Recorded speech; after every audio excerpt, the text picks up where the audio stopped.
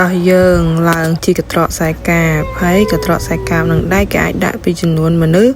6នាក់ទៅដល់10នាក់អីចឹងតាមចំណង់ចំណូលចិត្តអីចឹងទៅហើយពេលយើងឡើងទៅគឺថាឃើញទេសភាពគឺថាតាមចលងភ្នំគឺថាស្អាតមែនតើនិយាយទៅគឺថាមានទាំងអាប់ផងមានទាំងដើមឈើផងមានទាំងរបៀបថាវិហារចិនហងអីហងគឺថាយើងឃើញស្អាតគ្រប់មុខហ្មងនេះវិហារចិនដែលខ្ញុំនិយាយមុននឹងទាំងអស់គ្នាគឺថាស្អាតដែរបើសិនជាយើងជិះឡានយើងអាចជិះកាត់នឹងបានតែយើងដោយសារតែយើងជិះកត្រកអញ្ចឹងកត្រកនឹងយើងត្រូវជិះនឹងវាត្រូវមាន3តំណាក់អញ្ចឹងណាអញ្ចឹងពួកខ្ញុំអត់ចុះនឹងកដាលនឹងទេគឺពួកខ្ញុំត្រូវឡើងទៅដល់លើមកទៅដល់កន្លែងលើហ្នឹងគឺមានកន្លែង shopping មានកន្លែងរបៀបថាលេងហ្គេមលេងអីអញ្ចឹងណាហើយនេះគឺថាបានដៃទៀតហើយគឺថាដើរទិញទៀតហើយគឺអត់មានទៅអីទេគឺឡើងមកលើហ្នឹងគឺដើរទិញត្មងហើយថតរូបបានទិញទួចហើយយើងថតរូបហើយនឹងអីហើយហ្នឹងគឺថាដល់ម៉ោងចុះទៅវិញទៀតហើយប្រហែល2ម៉ោងនៅលឿនចុះទៅវិញគឺអាប់វាឡើងដល់លើហ្មងទាំងអស់គ្នាពេលចុះទៅវិញហ្នឹងគឺថាខ្ទង់ម៉ោង11កន្លះអីហ្នឹងយើងនៅចុះទៅវិញហើយចុះទៅគឺថាវារៀងស្ញាប់ទៅខ្ញុំរៀងភ័យហើយ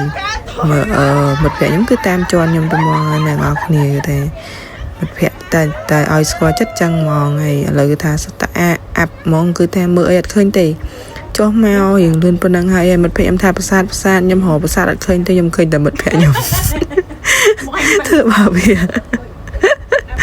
ហើយឥឡូវយើងចូលមកដល់ក្រុមវិញហើយគឺតបមកជីមកក៏ឃើញសត្វស្វាមិនដឹងតូចមិនដឹងអីមិនដឹងទេអ្នកនរគ្នាហើយវានៅពេញផ្លូវទាំងអស់គ្រាន់តែយើងជីផ្លូវមកពីលើអញ្ចឹងណាឥឡូវយើងទៅតាទៅទៀតហើយទៅហូបថ្ងៃត្រង់គឺទៅហូបវៀតណាមមកចាប់អារម្មណ៍នឹងពូនឹងក៏លក់ផ្លែឈើចេញពីកន្លែងហ្នឹងយើងមកកាន់ទីក្រុងថ្មីរបស់គេគឺអីគេពុត្រាចាយារបស់គេគឺទីក្រុងថ្មីដែលប្រសិទ្ធភាពរដ្ឋសភាគេនៅហ្នឹងអញ្ចឹងណាហើយគឺថតទាំងក្តៅគឺញាក់ក្តៅអ្នកនរគ្នាថតឲ្យរត់ចូលឡានវិញឥឡូវឡានទៅមុខទៀតនេះហើយចេញពីហ្នឹងទៅពួកយើងមានតាណាគេទេ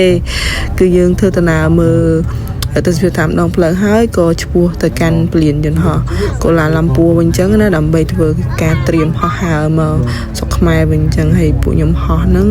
គឺម៉ោង8:45នាទីយប់ប៉ុណ្ណេះពួកយើងត្រូវទៅcheck inមុនអីអញ្ចឹងគេថាអារម្មណ៍ពេលទៅដោយអារម្មណ៍ពេលមកទៅដល់បាន max នោះណាទាំងអស់គ្នាគឺត្រូវចិត្តមែនតើណានេះឡើងយន្តហោះហើយ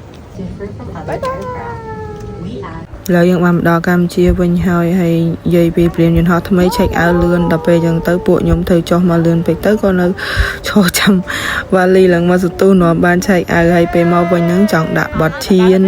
ជើងដើរលើដីសវណ្ណប៉ុន្តែម្នាក់និយាយពីអស់កម្លាំងដល់ក៏បាយ